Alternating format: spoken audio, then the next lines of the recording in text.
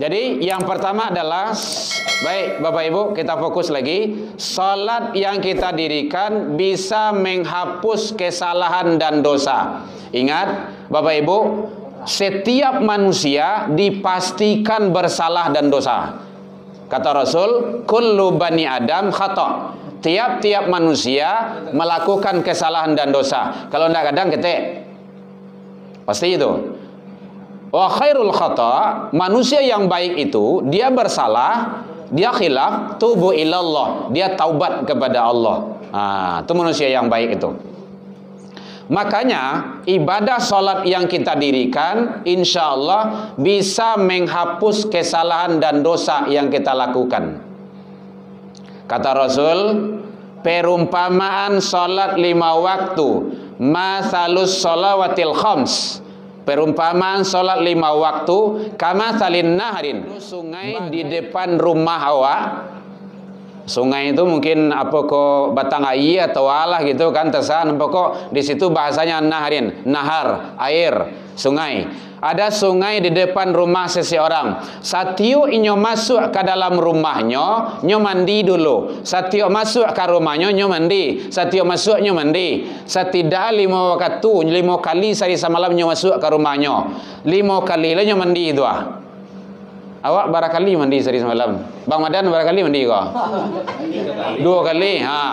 Itulah rahasia kecil awak tu. Kadang tak mandi ke tak?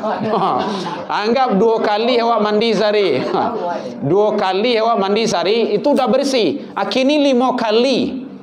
Makanya kaifiat salah satu dari wudu, amalan wudu, belum solat lagi Bapak Ibu, belum solat. Belum solat, wudu saja baru.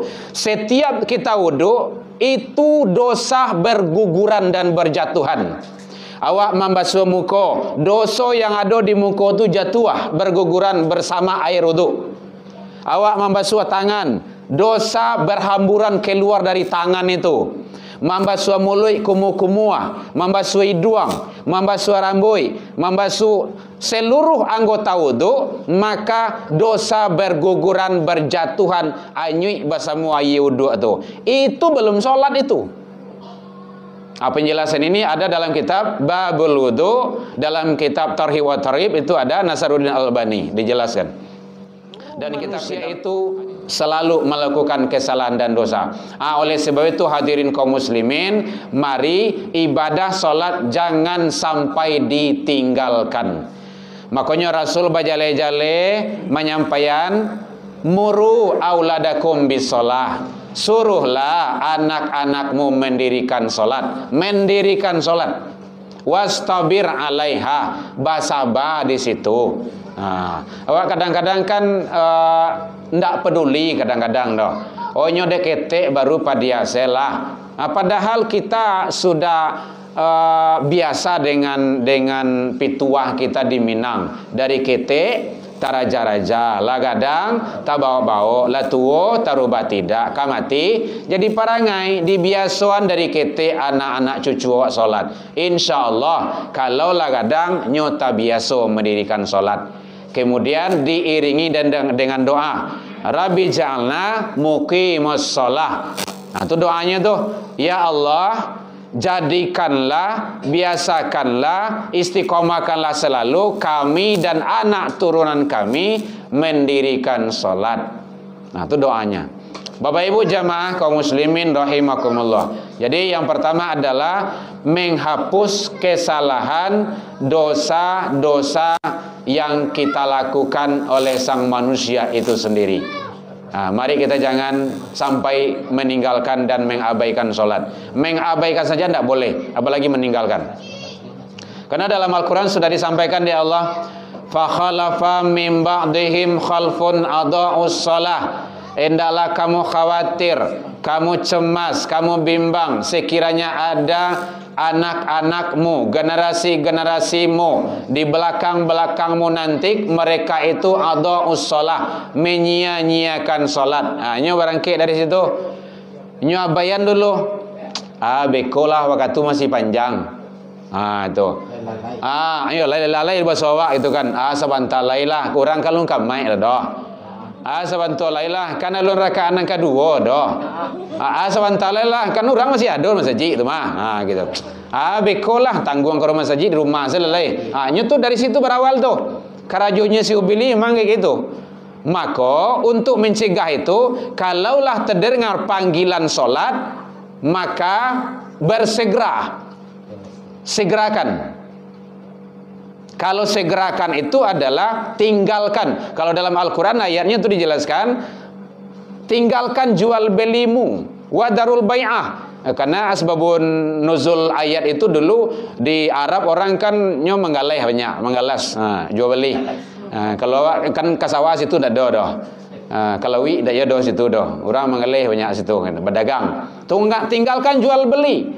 Makanya mungkin bapak ibu yang haji dan umrah kadang-kadang kalau terangan surazan tinggal saya kedai itu kan. Nyo padiasanya kan. Nyo ada sebagainya. Bekon nyampai ke masjid nyo beli gitu kan. Kadang nyo lambok seketik saja. Artinya apa? Bahwa kalaulah panggilan ibadah, panggilan salat, maka itu utamakan karena itu panggilan Allah. Kalau panggilan Allah sudah diabaikan, disia-siakan, itu bahaya risikonya. Jangankan panggilan Allah, Pak Wali Kota saya manggil awak jadi. Contoh kan ketua ada panggil Pak Wali Kota tu kan. Datang kini juga, ambo tunggu si beliau kan. Awak telefon saya, sebentar Wali Kota besok saya mau tiba desnya. Yo hilang. Polai kalau awak sebagai ndak bisa. Harus itu manusia. Atau atasan awak yang manggil awak. Itu manusia baru, apalagi panggilan Allah. Jadi oleh sebab itu, mari kita jangan sampai mengabaikan. Kalaulah berawal dari mengabaikan anak-anak awak, diri awak, maka akan terbiasa mengabaikan, ujung-ujungnya terbiasa meninggalkan. Makanya sangat disayangkan kadang-kadang kalau ngadakan pertandingan, main bola ini segala macamnya, poli, kalau tidak menjalankan katuasa, tidak dia doan dah. Asa hilang, maghrib abi, beko insyaAllah di lapangan lo, beko. Beko lah latih lah malam pulang, beko subuh lah lebih lo. Sangat disayangkan. Ini sangat penting bagi kita, bagaimana kita tetap menjaga hal yang seperti itu. Yang kedua, ibadah solat yang kita dirikan bisa menghambat atau membendung perbuatan maksiat. Ini Al-Quran juga Allah menyatakan wa aqimis sholah, dan dirikanlah solat. Innal hasanati yuzhibna sayyi'ah, sesungguhnya perbuatan-perbuatan baik itu bisa menghapus perbuatan-perbuatan dosa dan kesalahan. Ayat ini seiring dengan hadis yang disampaikan oleh Rasul, ittaqillaha haitsuma kunta, bertakwalah engkau kepada Allah di mana saja engkau berada. Wa atbi'is sayyi'atal hasanah tamhuha, artinya tuh iringilah, perbanyaklah perbuatan-perbuatan baik, mudah-mudahan dia bisa menghapus kesalahan dan dosa yang dilakukan selama ini.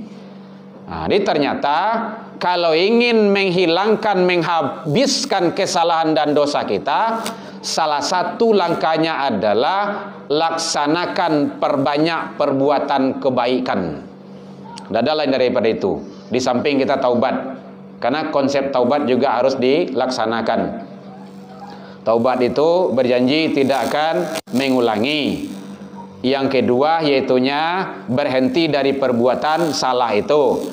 Yang ketiga, perbanyak kebaikan-kebaikan yang kita lakukan untuk masa yang akan datang. Itu teknis dan kunci-kunci dari taubat itu sendiri.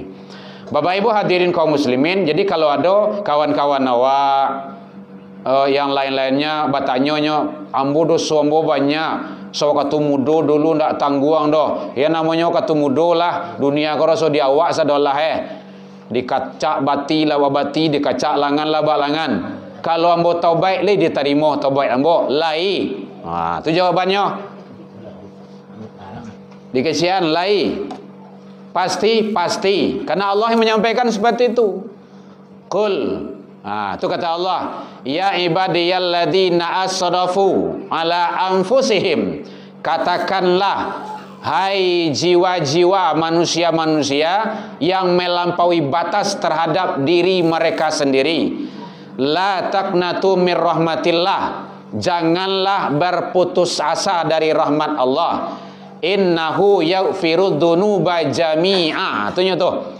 Sesungguhnya Allah mengampuni seluruh kesalahan yang dilakukan. Jadi walaupun banyak tatonya, pemabuk berat dia, pecandu narkoba dia, perbuatan maksiat dia dulu, kalau dia taubat, lai diterima Allah, lai. Tapi pakai teori taubat, jangan diulangi, berjanji tidak melakukan lagi, dan perbanyak kebaikan. Dan dalam kitab-kitab taubat banyak sering disampaikan. Ada salah seorang pendosa besar, dia bertanya kepada ditanya kepada orang-orang tokoh-tokoh agama lain itu, apa namanya itu? Pendeta, tuan pendeta, ambolah banyak dosa. Jadi banyak gini kok membunuh, merampok, merampas, ini perbuatan maksiat lainnya, dosa besar. Ndak sekali dua kali doh, lah 99 malahan membunuh orang. Kalau ambo tobat lah dibunuh. Banyak tuh. Iya, bacanya. Itu dosa besar itu, ndak boleh ini. Akhirnya dibunuhnya juga. Cakap cukup sadatoi gitu kan. Tambah aja lah. Akhirnya dia menghadap kepada orang alim, ahli agama, tuan guru, saya pingin taubat. Ya enggak apa-apa, tapi ambo lah banyak dosa. Dosanya tuh gini-gini, diceritalah sadanya. Kalau taubat li terima dosa ambo, lai. Iya, tapi ada catatan, barang kek dari kampung tu. Karena di kampung tu sumber maksiat. Siap. Hanya baiklah, carilah tempat ditunjukkan oleh orang alim itu, tempat di sana yang mana banyak berbuat baik dan beramal soleh penduduk di sana. Dalam perjalanan alun sampai ke situ alun sampai ke kampung tu dalam perjalanan baru meninggal meninggalnya. Akhirnya malaikat azab, malaikat neraka dengan malaikat surga barabui. Kau jatah ambo kecil malaikat neraka. Nyola banyak dosa urang salah satu nya bunuh. Petang terakhir ini tidak bisa. Nang kecek malaikat surga, malaikat rahmat nonda. Dia kan pingin taubat. Tu buktinya nyala jalan kini kok. Akhirnya karena ada perbedaan pendapat itu, datanglah satu malaikat lagi, aukuah. Ma yang dake, ma yang jauh. Kadake sasaran taubat tu ke kampuan tu, atau masih dake katampiknya maksiat kau. Ternyata dekat kepada tempat dia ingin taubat beramal soleh tadi, maka dia berhak masuk surga. Begitu benar tu. Kan hebat. Jadi ternyata taubat itu adalah sangat luar biasa. Jadi kalau sebesar apapun dosa yang dilakukan oleh manusia, ampunan Allah jauh lebih besar daripada itu. Bapak Ibu hadirin kaum muslimin rahimakumullah. Kemudian yang terakhir adalah bahwa ibadah salat yang kita dirikan insya Allah bisa mencegah dan tercegah dari perbuatan keji dan mungkar. Hadirin kaum muslimin, orang yang betul-betul mendirikan salat, dia akan terhindar dari perbuatan keji dan mungkar. Mari kita pelihara ibadah kita agar diijabah oleh Allah, agar makbul, agar seluruh amal-amal kebaikan kita punya nilai di hadapan Allah Subhanahu wa taala. Dengan jalan kita tetap menjaganya, karena kalau tidak kita jaga, amal kita akan sia-sia di hadapan Allah Subhanahu wa taala. Kalau sia-sia itu namanya minyak abi sambal lama. Sambal dah lama. Kalau lama sambal dah ada. Arang abi basi binaso. Rumah sudah toko uni ya. Ndak tukang lari dah. Jadi bunuh lah. Lepas sore celah itu mah. Baik Bapak Ibu, mungkin itu saja. Mohon maaf talabiyah dan terkurang dalam penyampaian tadi. Mumpung sekarang masih di awal tahun. Di awal tahun, angko saja yang merubahnya tu 2022 kini 2023. Tapi ingat Bapak Ibu, dari jumlah ia bertambah. dari jatah awak di hadapan Allah laba kurang tuh. Kalau jatah awak 60, kini lah 59, berarti tinggal itu. Ayo, ketua ya. Nah, kalau jatah di hadapan Allah 70, kini lah 69, ya itulahnya tuh. Jadi ndak ada main-main lagi. Ibarat awak kini matahari lah condong ini kok. Mari kita isi, kita manfaatkan sebaik-baiknya untuk selalu yang terbaik dalam pandangan Allah Subhanahu wa taala. Demikian dalam penyampaian nambo tadi kok kurang lama manihi recik bawang dek kurang alu irono picik dek kurang kone atau masakan talam biak mata, maafkan nambo tentang itu. Lai dimaafkan Bapak Ibu hadirin. Alhamdulillah jauh dari itu kita juga sudah saling memaafkan. Jadi salah ke Allah kita taubat, salah ke manusia saling memaafkan. Ila liqa fastabiqul khairat, wabillahi taufik wal hidayah. Wassalamualaikum warahmatullahi wabarakatuh. Tak satu pun orang bisa menjamin dirinya selamat di saat ajal memanggilnya. Setitik kesalahan semua akan diperhitungkan. Semisal buih dosa telah kita kerjakan. Setiap mata hati tangan